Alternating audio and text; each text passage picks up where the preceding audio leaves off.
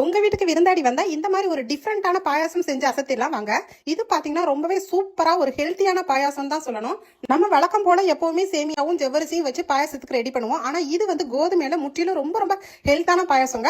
So இதுக்கு நம்ம தேவைப்படக்கூடிய பொருள் என்னன்னு பாத்தீங்கன்னா இந்த மாதிரி வந்து ரோஸ்டட், அதாவது வறுத்த வந்து கோதுமை சேமியா வாங்கிக்கங்க பாயாசத்துக்கு. இது பாத்தீங்கன்னா பொடிசா இருக்கும். இப்போ ஒரு 1/2 லிட்டர் பாலை வந்து திக்கா வந்து தண்ணி ஊத்தாம காய்ச்சி வச்சுக்கலாம். எப்பவும் ஒரே போல சேமியா வாங்காம இந்த மாதிரி கோதுமை சேமியா, அதாவது நல்ல ரோஸ்டட் சேமியாவா இந்த மாதிரி பாயாசத்துக்கு வாங்கிக்கங்க. இது பாத்தீங்கன்னா பொடிசா நல்ல வந்து ஒரு பிரவுன் கலர்ல இருக்கும். சூப்பரா இருக்கும். பார்க்கும் போதே ரொம்ப கலர்ஃபுல்லா இருக்கும். அதே டைம் சாப்பிடும் போது பாத்தீங்கன்னா ரொம்ப ரொம்ப ஹெல்த்தாவும் இருக்கும். இதை வந்து நம்ம 1 கப் எடுத்துக்கலாம். இதை வந்து ஒரு 1/2 ஸ்பூன் நெய்யில வந்து ஃபுல்லா ரோஸ்ட் பண்ணிக்கங்க. ஏற்கனவே அதுல ரோஸ்ட் தான் போட்டிருக்கோம், இருந்தாலும் நம்ம வந்து ரோஸ்ட் பண்ணிக்கலாம்.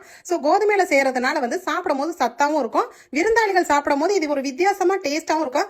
இப்போ இதை நம்ம நெய்யில வந்து லைட்டா வறுத்துடலாங்க. இந்த மாதிரி வறுத்ததுக்கு அப்புறம் நம்ம எந்த கப்ல எடுத்தோமோ அதே கப்ல 2 கப் வந்து தண்ணி சேர்த்துக்கலாம். இது பாத்தீங்கன்னா கொஞ்சம் ஹாட் வாட்டரா நீங்க சுடு தண்ணியா சேர்த்தீங்கன்னா ரொம்ப ரொம்ப நல்லதுங்க.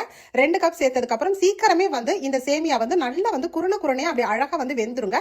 இப்ப நம்ம இதுல ரொம்பவே சத்துக்கள் அதிகமான நாட்டு சக்கரை சேர்க்க போறோம். இது பாத்தீங்கன்னா ஒரு 1.5 கப்பே போதுமானதா இருக்கும். நான் சொல்ற அளவுகள் பாத்தீங்கன்னா 3ல இருந்து 4 பேர் கூட இந்த பாயாசம் சாப்பிடலாம். இப்ப நாட்டு சக்கரையை போட்டு நல்லா மிக்ஸ் பண்ணிக்கங்க. சோ இது வந்து ஏற்கனவே ஆல்ரெடி பிரவுன் கலரா இருக்கிறதுக்கும் நம்ம நாட்டு சக்கரை போடும் போது நல்லா வந்து ஒரு பிரவுன் கலரா இருக்குங்க. ரொம்ப ரொம்ப டேஸ்டாவும் இருக்கும். தாறுமாறான டேஸ்டா இருக்குன்னு தான் சொல்லணும். இதுல நம்ம பால் சேர்த்துக்கலாம். நீங்க வந்து நான் வந்து நல்ல பெரிய கப்ல 2 கப், அதாவது 1/2 லிட்டர் பால் நீங்க வந்து இதுல சேர்த்துக்கங்க.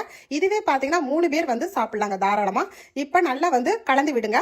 பால் ரொம்ப நேரம் வந்து கொதிக்க கூடாது, அப்புறம் முறிஞ்சிரும். பால் போட்டதோட நம்ம வந்து முந்திரி திராட்சையை வறுத்து இதுல சேர்த்துக்க போறோம். முந்திரி திராட்சை வறுத்ததுக்கு அப்புறம் நம்ம இதுல வந்து நல்லா பொன்னிறமா வறுத்து இதுல ஆட் பண்ணிக்கலாங்க. இதோட நட்ஸ் உங்களுக்கு தேவைன்னா இன்னும் கூட பாதாம் கூட நீங்க ஊற வச்சு இதுல பொடி பண்ணி நீங்க சேர்த்தீங்கன்னா ரொம்ப ரொம்ப டேஸ்ட் வந்து தாறுமாறா இருக்குங்க. அந்த மாதிரி ஒரு சூப்பரான வந்து ஒரு பாயாசம் தான் நான் வந்து எனக்கு செஞ்சு காமிச்சிருக்கேன். இது வந்து உங்க விருந்தாடிகளுக்கு வரும்போது இனிமேல் வந்து சேர்த்துறேன். ஏலக்காய் தூள் வந்து கொஞ்சமா வந்து ஒரு பிஞ்சு சேர்த்து நீங்க கலந்து விட்டீங்கன்னா அவ்வளவுதாங்க. ஸ்டவ் ஆஃப் பண்ணோன்னா சூப்பரான பாயாசம் மணக்க அவ்வளவு தேன் மாதிரி தித்திக்குங்க. அந்த மாதிரி வந்து ரெடி ஆயிருச்சு.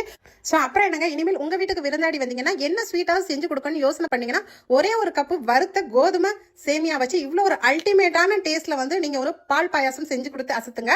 சோ இந்த பாயாசம் சாப்பிட்டா அதுக்கப்புறம் உங்களை ரொம்ப ரொம்ப பாராட்டுவாங்க. அந்த அளவுக்கு டேஸ்டா இருக்கும். சோ நான் இன்னைக்கு செஞ்சு காமிச்சிருக்கேன் இந்த கோதுமை சேமியா பாயாசத்தை நீங்களும் ட்ரை பண்ணி பாருங்க. ரொம்ப ரொம்ப டேஸ்டாவும் சத்துக்கள் மிகுந்த ஒரு நாட்டு சக்கரையை வச்சு தான் நம்ம இன்னைக்கு செஞ்சு காமிச்சிருக்கோம். சோ இந்த பாயாசம் வீடியோ உங்களுக்கு பிடிச்சிருந்தா நம்ம வீடியோக்கு மறந்துடாம லைக் போட்டுக்கங்க. இந்த மாதிரி வித்தியாசமான வீடியோக்கள் உங்களுக்கு தொடர்ந்து பார்க்கணும்னு நினைச்சீங்கன்னா நம்ம பேஜை தொடர்ந்து ஃபாலோ பண்ணிக்கங்க.